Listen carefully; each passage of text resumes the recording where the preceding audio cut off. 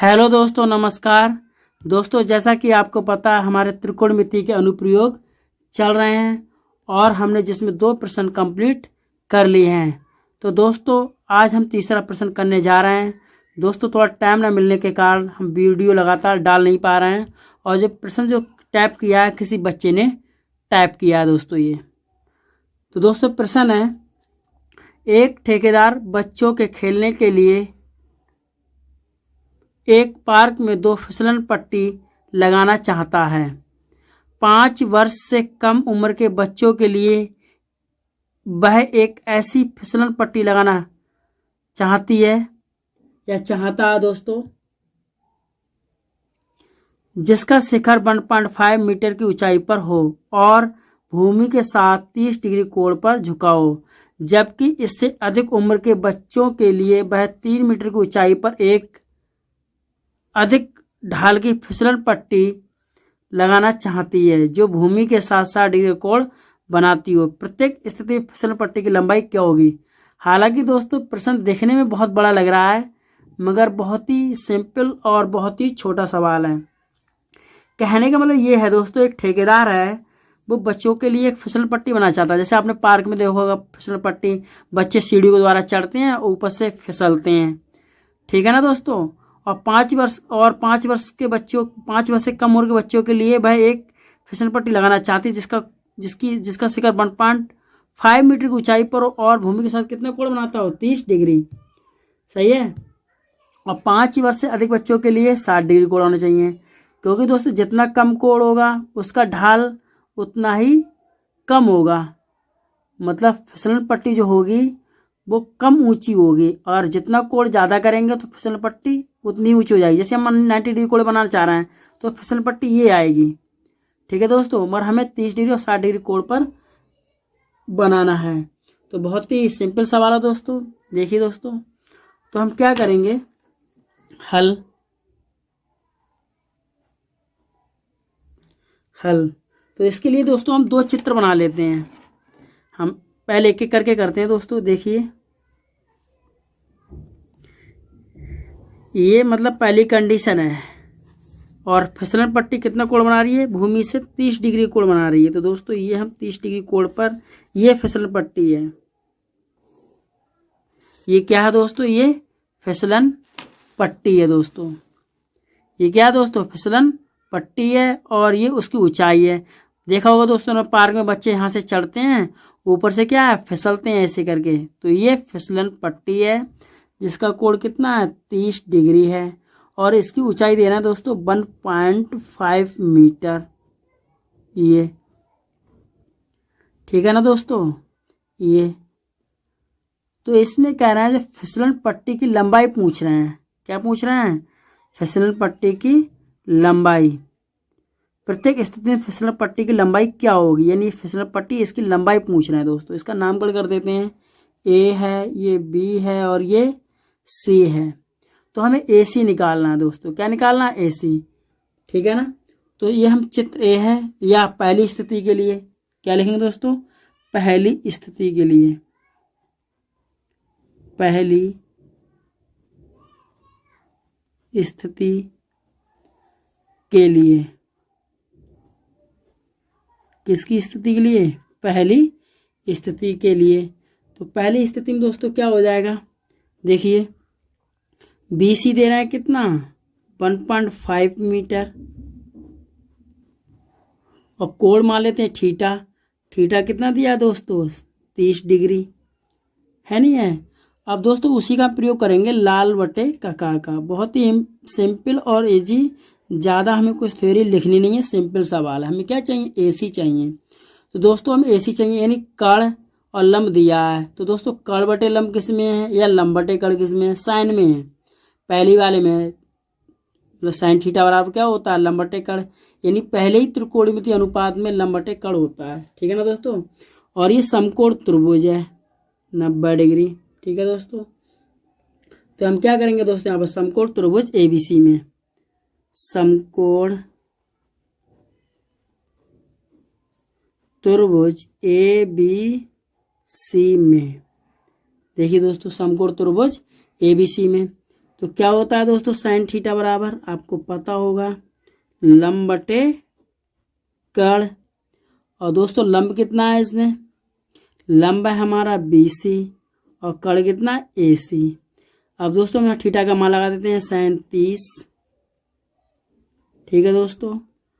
और दोस्तों इसमें लंब कितना है 1.5 है और हमें कड़ निकालना है, फिसलन पट्टी की हमें लंबाई निकालनी है, ठीक है ना दोस्तों। तो साइन 30 का मान कितना होता है दोस्तों, 1/2 होता है बराबर 1.5 बटे AC। दोस्तों इसकी क्रॉस मल्टीप्लाई कर देंगे ऐसे करके, तो AC बराबर कितना मिलेगा दोस्तों, 15 दूनी 30 और 1 के बाद 5 लग गया, सही है ना दोस्तों। तो हमें फिसलन पट्टी की लंबाई कितनी मिली दोस्तों, फिसलन पट्टी की लंबाई कितनी मिली, पहली स्थिति में 3 मीटर मिली। यहाँ लिख सकते हैं अतः पहली स्थिति में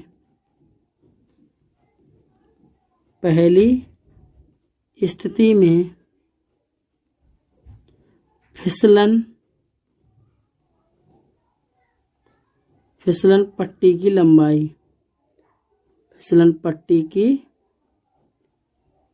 लंबाई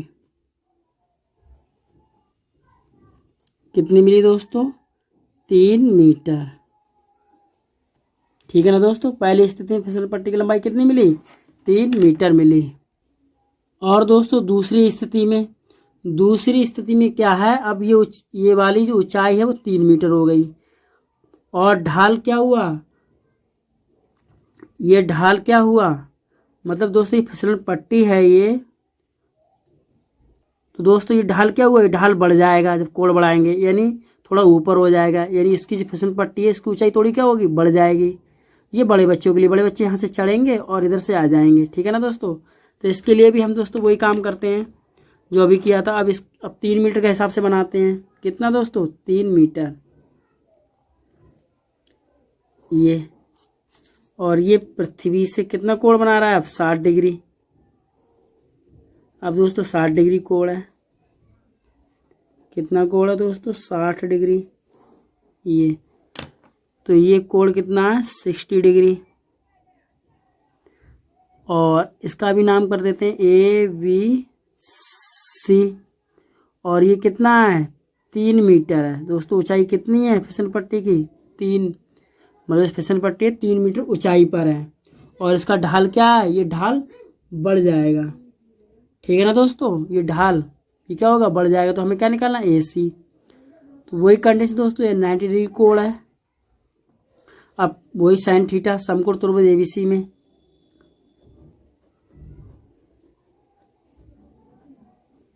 समकोण त्रिभुज ABC में, अब यहाँ थीटा और अब 60 है, यानी साइन थीटा लंब बटे कड़, लंब कितना है BC, कड़ कितना दोस्तों AC, और साइन 60, थीटा का मान कितना 60, BC कितना है 3 मीटर, AC दोस्तों हमें निकालना है।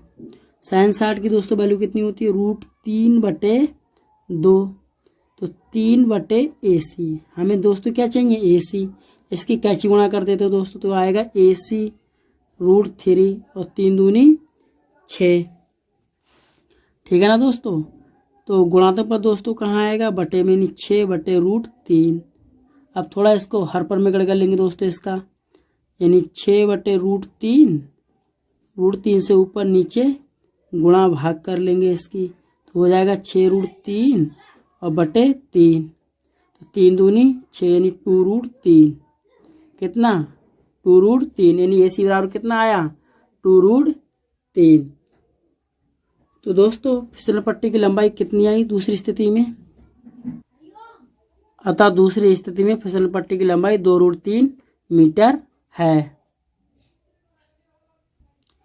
दोस्तों क्वेश्चन नंबर 4 है, भूमि के एक बिंदु से जो मीनार के पाद बिंदु से 30 मीटर की दूरी पर है, यदि मीनार के शिखर का उन्नयन कोण 30 डिग्री है तो मीनार की ऊंचाई ज्ञात कीजिए। दोस्तों बहुत सिंपल सवाल है, देखिए कैसे करते हैं। इसके लिए डालेंगे हल, तो इसके लिए दोस्तों हम वही चित्र बनाएंगे इसके लिए भी। भूमि के एक बिंदु से, दोस्तों भूमि पर एक बिंदु मान लेंगे और मीनार के पाद से, तो दोस्तों सबसे पहले मीनार मान लेते हैं। ये दोस्तों हमारी मीनार है, क्या दोस्तों ये मीनार। तो मीनार के पाद बिंदु से, मीनार का पाद बिंदु ये होता है, मीनार के पाद बिंदु पर है, यानी भूमि के एक बिंदु से जो मीनार के पाद बिंदु से 30 मीटर दूरी पर है, यानी भूमि पर एक बिंदु है जो मीनार के पास से कितना 30 मीटर दूरी पर। दोस्तों ये दूरी कितनी है, ये 30 मीटर दूरी है। ये वाली दूरी कितनी, 30 मीटर दूरी। ये दूरी कितनी है, 30 मीटर दूरी पर है। यदि मीनार के शिखर का उन्नयन करो, ये 30 मीटर दूरी होगी दोस्तों। कितने मीटर, ये 30 मीटर दूरी है। ठीक है दोस्तों, फिर कह रहा है उन्नयन कोण कितना है, तो इसका उन्नयन कोण कितना होगा, 30 डिग्री कोण है। भूमि के एक बिंदु से मीनार के पाद बिंदु से 30 मीटर दूरी पर है और मीनार के शिखर का उन्नयन कोण है, और भूमि से कितना कोण बढ़ रहा है, ये 30 डिग्री कोण है। ये दोस्तों कोण कितना है, 30 डिग्री कोण है। ये वाला कोण कितना है, 30 डिग्री कोण है। तो इसमें कह रहा है मीनार की ऊंचाई याद कीजिए। मीनार की ऊंचाई मान लेते हैं h मीटर। ये मीनार की ऊंचाई हो गई h मीटर। इसका नामकरण कर दो ABC। ठीक है दोस्तों, हम मान लेते हैं माना मीनार की ऊंचाई h मीटर है। माना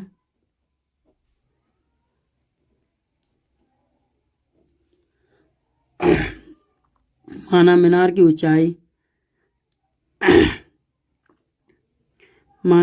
ऊंचाई BC बराबर h मीटर। माना मीनार की ऊंचाई BC बराबर h मीटर। और दोस्तों AB बराबर कितना दिया है, AB बराबर 30 मीटर। और दोस्तों कोण भी दिया है, उसे हम थीटा मान लेते हैं। थीटा बराबर कितना, 30 डिग्री। अब दोस्तों इसमें दिया क्या है, लंब दिया है और आधार दिया है, तो वही लाल बटे का काम है। देख लो क्या है, देखो दोस्तों लंब बटे आधार tan में है दोस्तों, किसमें है, tan। तो समकोण त्रिभुज ABC में, समकोण त्रिभुज ABC में, तो tan थीटा बराबर दोस्तों क्या होता है, लंब बटे आधार, लंब बटे आधार। तो दोस्तों लंब कितना है, BC, लंब कितना है BC, और आधार कितना है AB।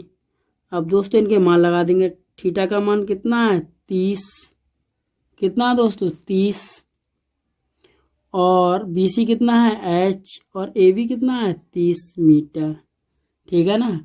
tan 30 का मान दोस्तों 1/√3 होता है, और h बटे 30। ठीक है ना दोस्तों। अब इसके हम दोस्तों कैंची गुणा कर लेंगे, तो कितना मिलेगा, 30 बराबर h√3। हमें निकालना क्या है यहाँ से, h, तो गुणा तो पद कहाँ आता है दोस्तों, बटे में, यानी 30/√3। अब इसका हर पर में गढ़ कर देंगे दोस्तों, हर पर में गढ़, यानी h बराबर 30/√3। √3 से ऊपर नीचे क्या करेंगे, मल्टीप्लाई करेंगे, तो कितना हो जाएगा दोस्तों, 30√3, और √3 3 से गुणा कर दो दोस्तों। इसमें सॉरी दोस्तों 3 से भाग कर, 3 एकम 3, 10√3 कितना है। अतः मीनार की ऊंचाई कितनी आई, मीनार की ऊंचाई 10 दोस्तों मीनार की ऊंचाई कितनी आई, अतः मीनार की ऊंचाई BC बराबर 10√3 मीटर। दोस्तों क्वेश्चन नंबर 5 है, भूमि से 60 मीटर की ऊंचाई पर एक पतंग उड़ रही है। यानी भूमि से 60 मीटर ऊंचाई पर क्या उड़ रही है, पतंग उड़ रही है। पतंग में लगी डोरी को अस्थायी रूप से भूमि के एक बिंदु से बांध दिया जाता है या बांध दिया गया है। भूमि के साथ डोरी का झुकाव कोण कितना है, 60 डिग्री है। यह मानकर कि डोरी में कोई ढील नहीं है, तो डोरी की लंबाई ज्ञात की। जैसे दोस्तों ने फिसल पट्टी की लंबाई निकाली थी, वैसे ही हम इसमें डोरी की लंबाई निकालेंगे। तो दोस्तों जो पतंग उड़ रही है वो कितनी ऊंचाई पर उड़ रही है, 60 मीटर ऊंचाई पे उड़ रही है।